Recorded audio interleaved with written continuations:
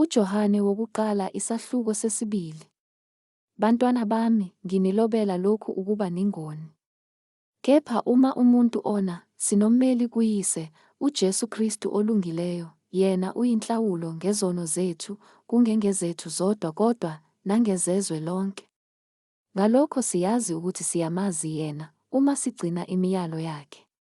Isine lowo othi, ngiyamazi, engagcini imiyalo yakhe, ungumqambimanga, iqiniso alikho kuye, kepha ogcina izwi lakhe, uthando lukaNkulunkulu luphelelisiwe kuye impela.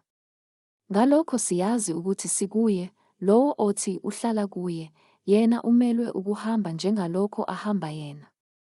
Bathandekayo, anginilobeli umyalo omusha, kodwa umyalo omdala, enaninawo kwasekuqaleni, umyalo omdala uyizwi enalizwayo.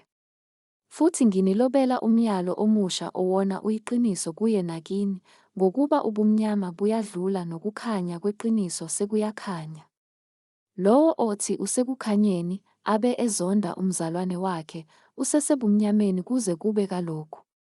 Othanda umzalwane wakhe uhlala ekukhanyeni, akukho sikhubekiso kuye, kepha ozonda umzalwane wakhe usebumnyameni, uhamba ebumnyameni, akazi lapho eya khona, ngokuba ubumnyama buwaphuphuzekisile amehlo akhe.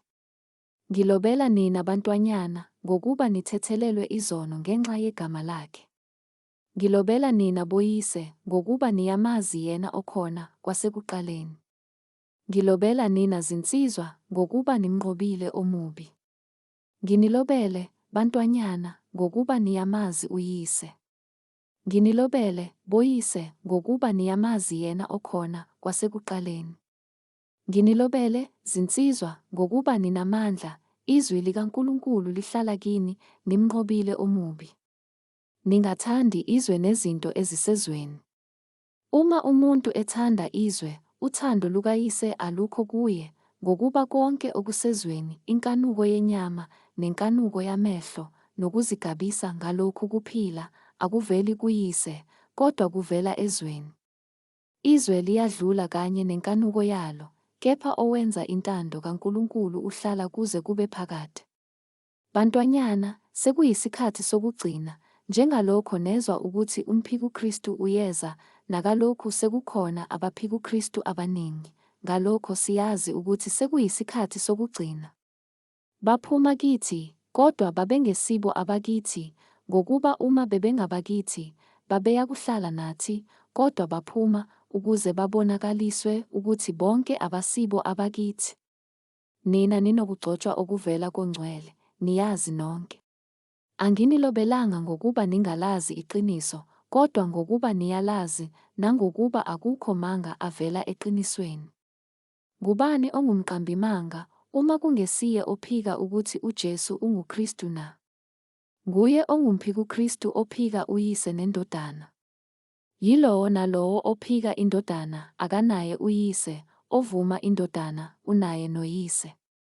Lokho enakuzwayo kwasekuqaleni makuhlale kinina.